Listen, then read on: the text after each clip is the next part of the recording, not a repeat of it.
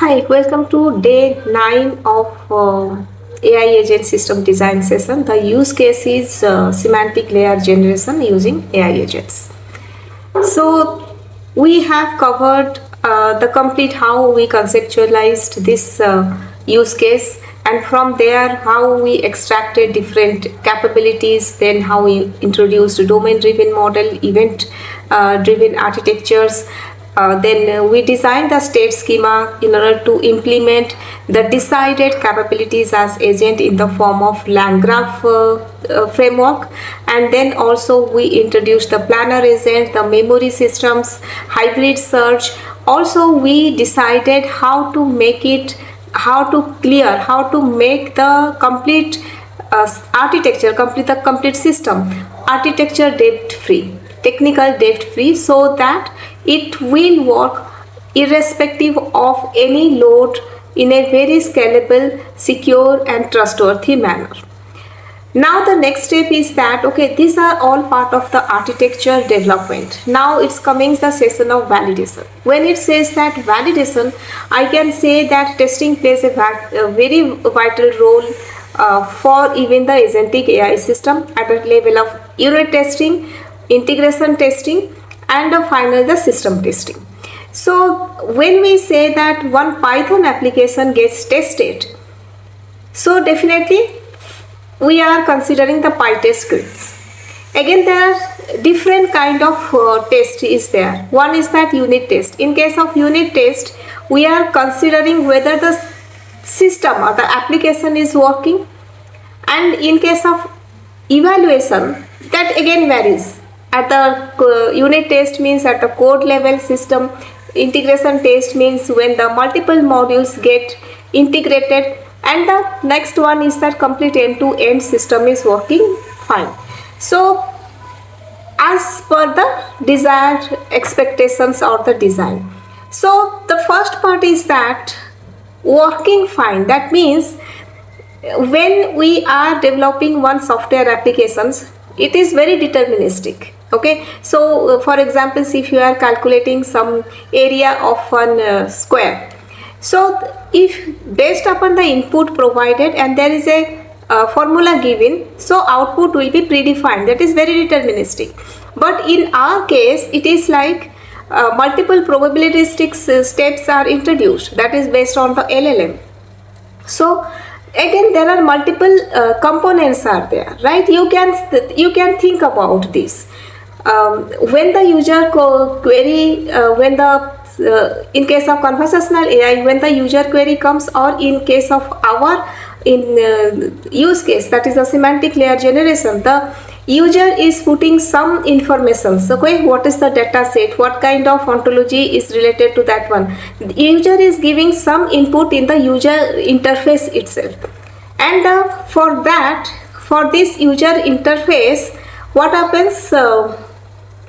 It is coming to the first is it is coming to the code, and then prompt, and then again it is going to the orchestrator. Then orchestrator is calling different LLMs, different tools are there. Some are external API provided tools, then security, then memory. So again, there will be multiple components. It's not a single component. Like the traditional software systems, it's a single logic or the algorithm. Even in case of multi-traditional machine learning or the deep learning, a single model is there, right? But here different components. LLM is only a small part of the complete agentic AI system. So in that case, what happens? So in that case, what will happen? What is the input and what should be the output from that specific component, all this should be defined as part of the ground golden data set we are providing, and we have to test that, okay, the complete system is working fine as per the expectation, it is generating the output response or not. That is one part of testing. Second is that evaluations. Okay, evaluations means how efficient the complete system is, the each component is, what is their efficiency, what is their accuracy, what is the latency for that specific of that specific components, that comes as part of the evaluation. How many memory, how many resources is it consuming, so those will come as part of the evaluations. Again, evaluation, I will say like two types of evaluation. One is that offline evaluation and the other one is the online evaluation. So when I say offline evaluation, so that will be doing as part of our code testing before deployment into the productions. Once we are assured that yes, it has, the evaluation has matched our predefined threshold, then only we have to deploy that into the production, and in the production that online evaluation pipelines comes. So I am just telling you all these things. Please keep in your mind that I am just giving you the overview of this complete session. It is not the actual thing I am not covering. In fact, I am having 130 hours of session to cover the complete semantic layer generation using AI agent systems, and that will be a paid course. So there will be covering each of these sections in detail, how we have to come up with the various evaluation metrics, and then how we have to generate, how we have to prepare the test data with the golden data set with the sufficient statistical rigor, all these things, not only for this day 9 session but from the day 1 session, and prior to that also how we have to do the market analysis, competitive analysis, etc. So it's completely building end to end of one use case in an enterprise applications level, right? So this is I'm covering all this as part of some overview. So that is, keep it aside, that is part of our full-time course that is designed for 30 hours. Now I was into the testing. What is the difference between testing and the evaluation? Okay, now we learned that, okay, offline testing, what is that, and online testing. And online testing, again, that complete pipeline needs to be built. That is batch processing, because that is the online complete streaming evaluation is not that easy, right? It has its challenges inside that one, that we'll discuss and try to address that also in session. Now coming back to our evaluation part. When I say that evaluation part, what are the different metrics we need to cover? Because we have told that, okay, we are having three major services like the metadata service, ontology service, and the governance service. So in case of some metadata service, that it is a deterministic system. So there, what are the different metrics are there? Some kind of table extraction, column extraction, constraint extraction, schema parsing, profiling, processing, reliability. All these are different capabilities. And if we say some kind of extraction, table extractions, column extraction, data type extraction, then there it will be coming some kind of accuracy, right? And there again, this is a kind of classifications, because there are so many classes will be there, right? So when we say that accuracy, then precision, recall, F1 score will be there. So what we will be measuring? For example, correct table extracted. From there again we have to calculate what is precision, recall, F1. Okay. In case of constraint extraction, we have to say like what is the primary key, what is the null, what is the foreign key, unique, etc. correctly extracted or not. Okay. And the schema parsing, what is the parse success rate, percentage of schemas successfully passed. So all these kinds of capabilities we need to understand. We need to list down what are the capabilities this specific service has addressed, what is the evaluation metric, and what it measures, right? So similarly, if I pass to the something like ontology service, then here what it comes, what is the complete process here? The physical column, understanding of the intent, business content, glossary terms, candidate ontology, all these will be the some kind of processes. So now we have to come up with the different capabilities that this service handles. So what is, can we say that business entity detection. So what are the metrics we are going to cover? Precision, recall, and F1. So in case of these, what is the purpose? What is the correct entities are classified? Okay, entities means what you can say, customer, account, order. These are some kind of entities. There will be many entities will be there, right? Entity as part of the entity extractions we get, and something like that, glossary generations. So here what is that? Semantics. This is the glossary generation is one capability, and the metric is that semantic similarity plus human evaluation. And what is the purpose? Quality of generated terminology. So if we say like that, for this specific service itself, I am having total 29 of capabilities and the corresponding metrics, and the what is the purpose, what we are measuring, the complete table. The previous one, what was that, metadata extraction, there also I was having 33 capabilities and corresponding metrics and what we are measuring. So next step is that governance. Well, so when governance is coming, so what we are basically we are checking what is the approval, what is the rejection, publish, human review, whether the policy checks has been done, and what is the governance validations, confidence threshold, etc. Right? So here also there is a total 33 capabilities are identified. For example, ontology constraint validation. So what are the different metrics is that validation accuracy. And what we are measuring here, correct pass or fail decisions. And something like that, human escalations. So what is the escalation precision? That means whether the genuinely ambiguous cases are escalated or anything not accurate to be escalated, and those are escalated. That is a false positive, false negative, true positive, true negative, all those.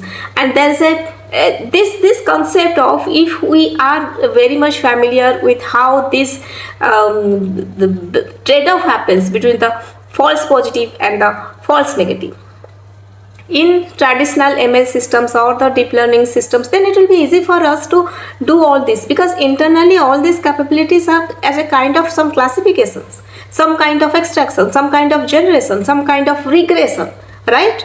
So those concepts only we will reuse here.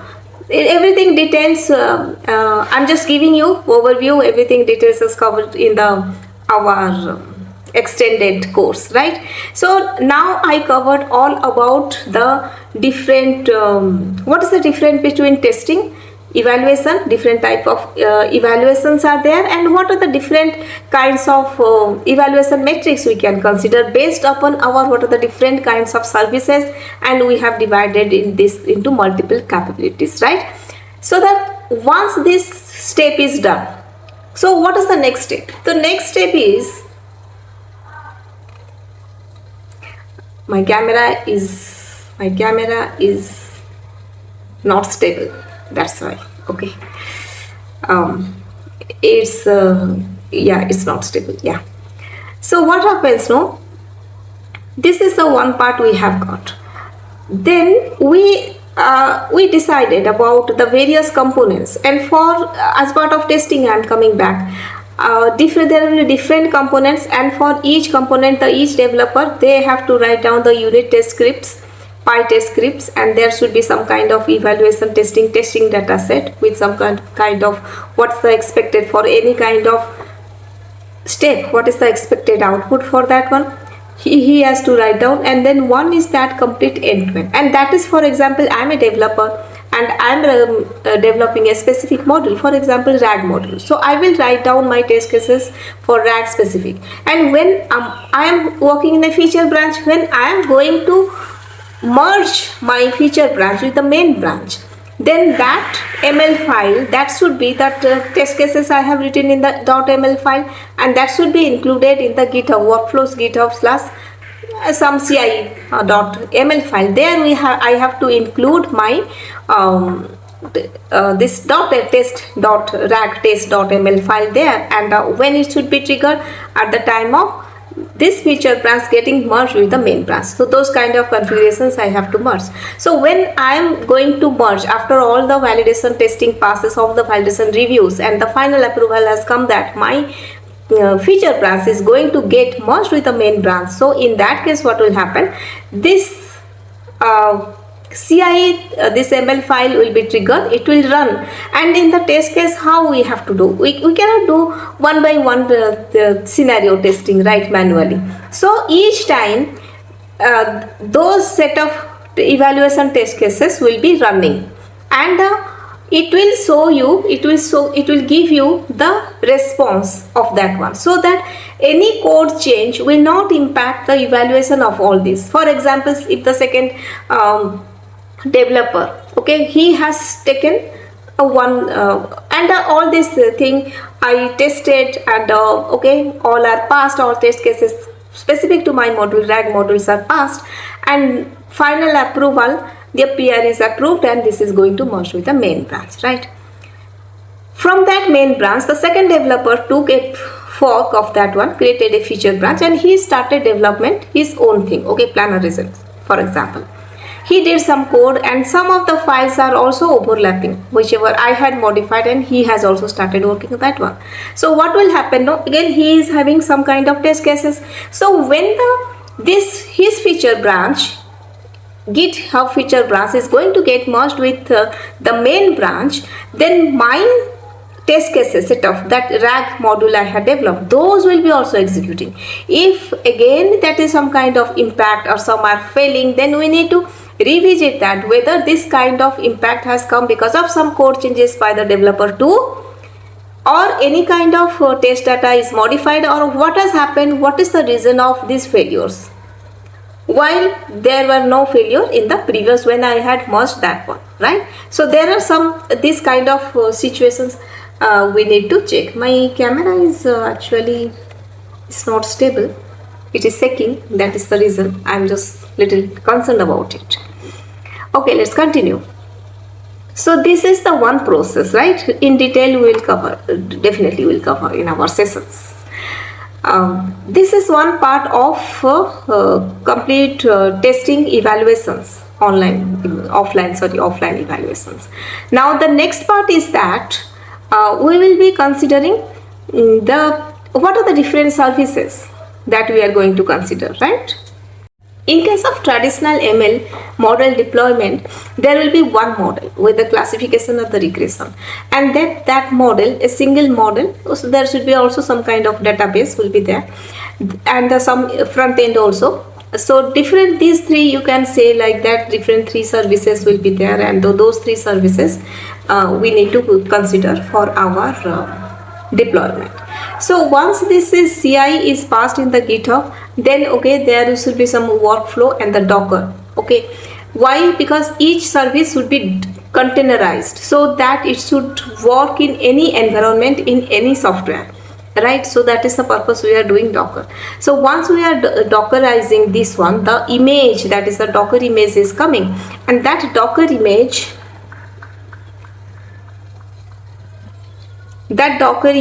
we are going to put that into the EKS, and one of the node there it is that is into ECR, okay, and the ECR is hosted into EKS, that is the Elastic Kubernetes service, and ECR, I am talking about Amazon services. So ECR, Elastic Container Registry, and those will be hosting in the EKS, and where is the compute is coming? Some EC2 node that will be hosted as a node in the EKS. So this is a single service model, single model. But in case of the Agentic AI systems, what are the different components? There are so many different components, right?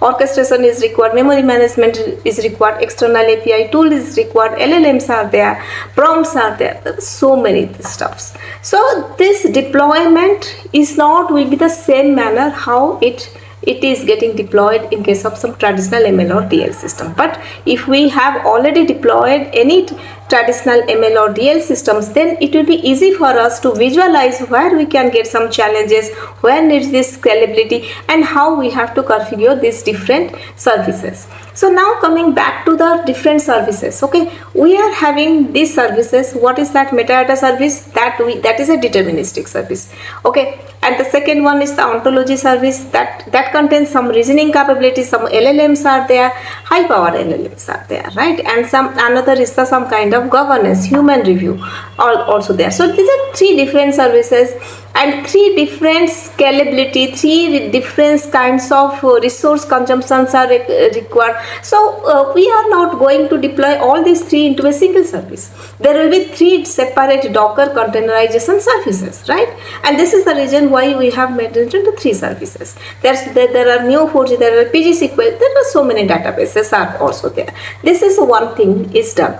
Now the second question is that when we are going to deploy into the Kubernetes system, so there are two concepts comes. One is that deployment versus stateful state. So what is that stateful state? So deployment means it does not need any memory. It does not need the identity. So in that case, our agent does not need that one. That we can do deploy with the deployment format. But where the actual state resides? The actual state resides in the PostgreSQL, Neo4j, all those database, right? So those should be deployed as stateful state. And what are these deployment? What are these stateful state? I'm giving you overview, right? We'll be covering more depth into our session. Thank you. So next, okay, this is the way of deployment. So next part is that in traditional ML system, one service was getting deployed, one model was there, but here there are multiple models are there, and those high power LLMs are deployed. So what are the different options are there? Okay, so in that case, what we can say like that, for it, if we are doing some kind of, we are into the development stage and we are giving some kind of demo to the end users. So in that case, deployment can be done with Ollama models. Okay, that local deployment that can be possible, right? In case of the production deployment, which needs so much of scalability, load balancing, latency, throughput, low latency, good throughput, then in that case we have to go for the actual deployment criteria. So in that case, vLLM is the vLLM, that is the inference model that you use to deploy this agentic AI system, LLM based systems. So what it happens, it has its some kind of merits. What are the some features why we could prefer this vLLM? First is that page attention. Second is that continuous batching.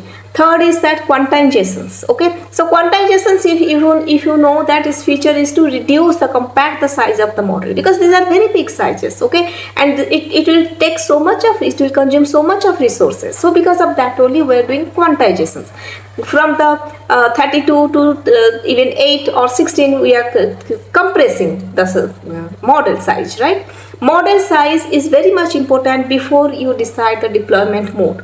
What are the deployment type, and depends upon the EC2 instance that you have, the compute instance that you are considering, right?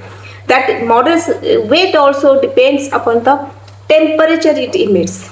In our all these IT, all these sectors, carbon emit, okay, that is every organization, they have to provide one kind of certificate how much they are emitting carbon.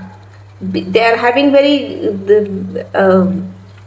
large scale GPUs, TPUs are there, and they are emitting carbons. Those carbon emissions should remain in a limit. So this size of these LLM models, that depends upon carbon emission compute power also. So there we have to be concerns about, and very much we have to, when these models, so deployment architects, they are preparing the deployment architecture, this factor is a consideration for them.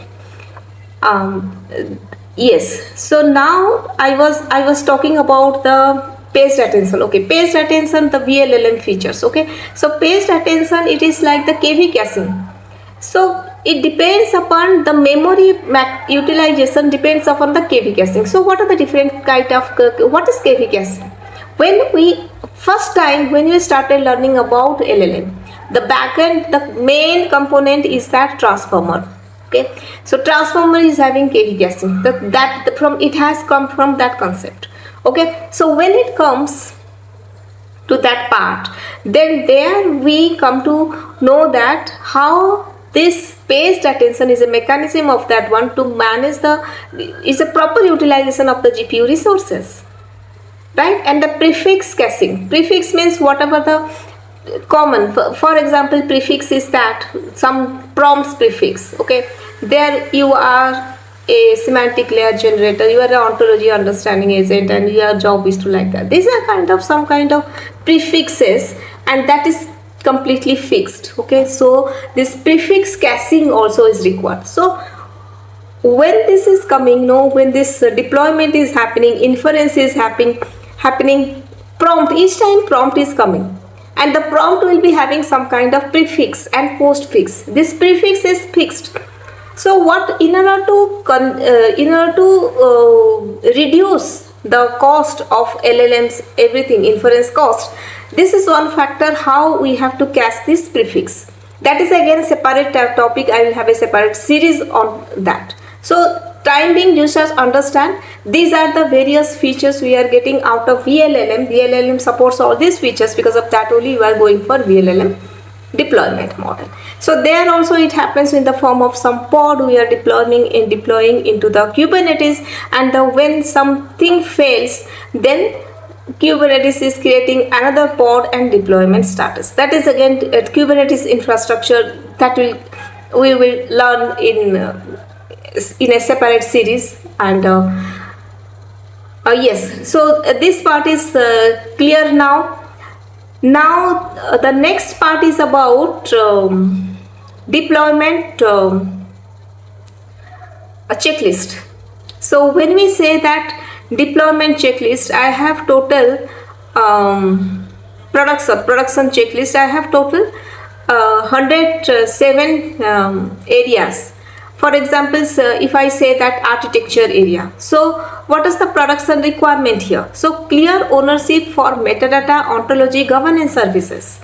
Ownership, so what is the verifications we are doing? Some ownership document, architectural document, that is the repository, right? And the same under the architecture area, second production requirement is that no accidental shared database ownership, that we had discussed about last time, okay? It should be the contract based. Services will be communicating with each other based with the contract, okay? It should not be like the shared database. And second, again, the clear differentiation between synchronous, asynchronous communications, explicitly those should be defined. Then agent responsibilities clearly should be bounded. Then planner contains some routing logic but not business logic, because business logic should go inside the policy agent. As per the Rego form, we can design the policy agent. That last time we had discussed. And the contracts, API contracts should be versioned. It should be backward compatibility. Breaking changes, some kind of breaking changes block the deployment. So contracts should be adhered. Then contracts, the event deprecations policy defined. What can be events can be deprecated. Okay. Some AI evaluation, golden evaluation dataset, metadata extraction metrics, ontology service metrics, then governance metrics, those should be defined. And then what is that? Some kind of model, prompt versions recorded, ontology versions recorded, workflow state persistent, all those. So production checklist, there will be so many state, and how the state recovery tested, human approval can pause, event Kafka events are durable, events are replayable, right? And the consumers are idempotent, like this. So there are total 107 production checklist. And now we have finished the overview of testing, evaluation and the deployment part. The next sections we are going to cover high level of user interface and the end-to-end revision of what we have discussed in this complete while analyzing this complete what is that use case, right? So these are all the stuff. And next one, again, I missed out one important point. I would like to tell you that where are all those secrets? Okay, we are having so many API keys, connection, Snowflake connections, PGSQL connections, credentials, where those needs to be placed. Basically, in our when the development process happens, we used to save that into .env file or the GitHub secrets management, right?